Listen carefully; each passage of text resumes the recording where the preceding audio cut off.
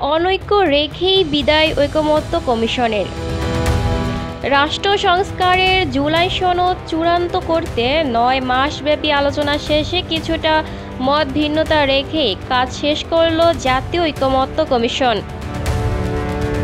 গতকাল মঙ্গলবার প্রধান উপদেষ্টা ডক্টর মোহাম্মদ ইউনূসের হাতে সনদ বাস্তবায়ন সংক্রান্ত পূর্ণাঙ্গ সুপারিশ হস্তান্তর করে কমিশন। ফরেন সার্ভিস একাডেমিতে আয়োজিত সংবাদ সম্মেলনে কমিশনের সহ-সভাপতি ডক্টর আলী রিয়াদ জানান, রাজনৈতিক দলগুলোর অধিকাংশ প্রস্তাবে ঐকমত্য এলেও মৌলিক ইস্যুতে এখনও ভিন্নমত রয়েছে। বিশেষ করে গণভোটের সময় সংবিধানের সংস্কারের প্রক্রিয়া এবং সাংবিধানিক আদেশ কার মাধ্যমে জারি হবে, রাষ্ট্রপতি না প্রধান উপদেষ্টা, এই প্রশ্নের দলগুলোর অবস্থান এক নয়। বিএনপি, জামায়াত ও জাতীয় নাগরিক পার্টি উচ্চকক্ষে প্রতিনিধিত্বের প্রস্তাব ও কিছু মৌলিক ধারায় আপত্তি জানিয়েছে। বিএনপি বলছে কমিশন ঐকমত্য নয়, বরং অনৈক্য তৈরির চেষ্টা করেছে। অন্যদিকে জামায়াত মনে করে জাতীয় নির্বাচনের আগেই গণভোট হওয়া উচিত, না হলে সনদ কার্যকারিতা হারাবে। এনসিপির আহ্বায়ক নাহিদ ইসলাম সতর্ক করে বলেছেন, কোনো দল যদি ক্ষমতার লোভে জনগণের আকাঙ্ক্ষার বিরুদ্ধে যায় তাহলে সংসদ ঠেকানো কঠিন হবে। কমিশনের সুপারিশ অনুযায়ী জুলাই সনদ 3 ধাপে বাস্তবায়িত হবে।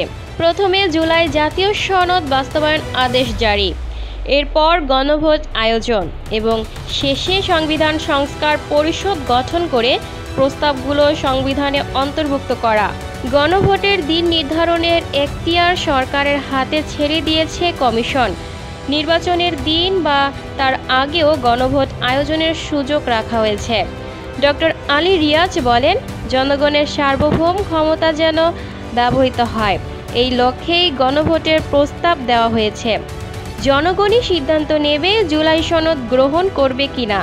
বিএনপি চায় ভোট ও গণভোট একই দিনে হোক, অন্যদিকে জামায়াত ও এনসিপি চায় ভোটের আগেই গণভোট সম্পন্ন হোক। কমিশনের সুপারিশে সংবিধান সংশোধনের 48টি মূল প্রস্তাব, অধ্যাদেশের মাধ্যমে 28টি প্রশাসনিক সংস্কার এবং নির্বাহী আদেশে 9টি তাৎক্ষণিক বাস্তবায়নযোগ্য প্রস্তাব অন্তর্ভুক্ত করা হয়েছে।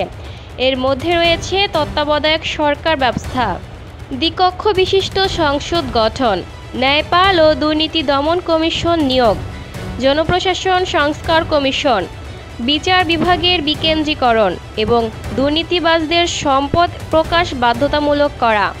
আলী রিয়াজ বলেন, আমাদের কাজের লক্ষ্য ছিল জুলাই জাতীয় সনদকে আইনি ভিত্তি দেওয়া ও ভবিষ্যতের রাষ্ট্র সংস্কারের রূপরেখা তৈরি করা। আমরা বিশ্বাস করি এই প্রক্রিয়ায় জনগণের মতামতই হবে চূড়ান্ত নির্ধারক। Lucky Akter, People's Voice television, Dhaka.